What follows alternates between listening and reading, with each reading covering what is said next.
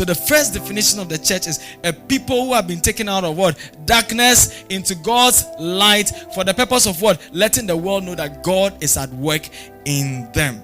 Now, the second understanding of the word ecclesia, which is the church, is a very interesting term that the Greeks used to use. Now, the word church is not exclusive to us. It's a term that the Greeks used to use for any gathering. But the Greeks used it for a body of citizens who have gathered to discuss the affairs of the state. So anytime a group of people who were citizens of a particular place gathered together to discuss the affairs of the state, they were called ecclesia, or the church.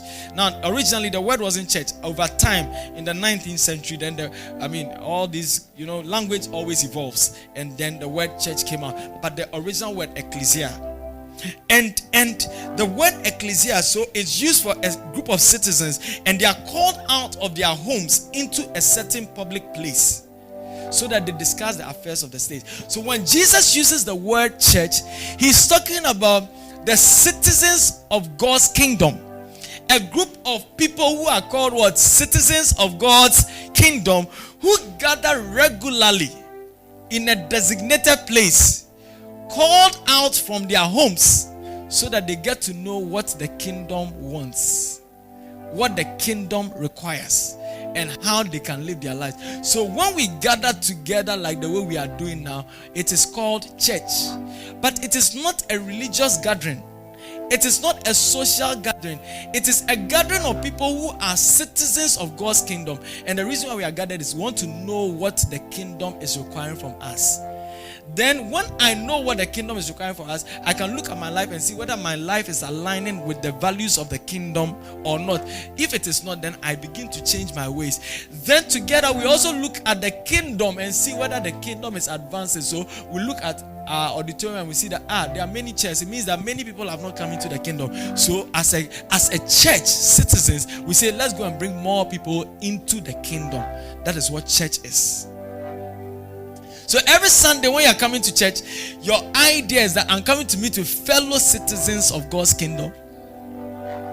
And when we come, we are coming to hear what the king has to say about his kingdom, and then we align our lives with what the king has to say.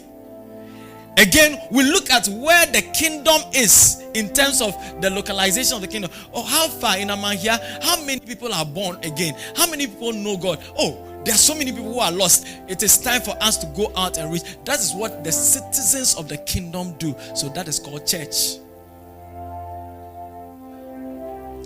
Please turn to your neighbor and tell the person you're a citizen. Tell another neighbor you're a citizen. So we have been brought into the kingdom of God, and because we have been brought into the kingdom, we are citizens. But look at something. The Greeks would use the word ecclesia in the sense that the people that were gathered were called out of their homes into a particular place. Not just any place. There was a designated place for meeting. Now can I come home? Can I come home? Because there are people today who feel that, oh, I can worship God in my house. Oh, I mean, isn't it the same God? And you know what has made it worse is what is supposed to be a backup, which is online church, has now become the main thing for some people. But ecclesia means that you and I are pulled out of our homes and we come to a designated place under the leadership of a spiritual authority that God has appointed, so that we hear the mind of God concerning his people. That is ecclesia. That is church. That is you and I.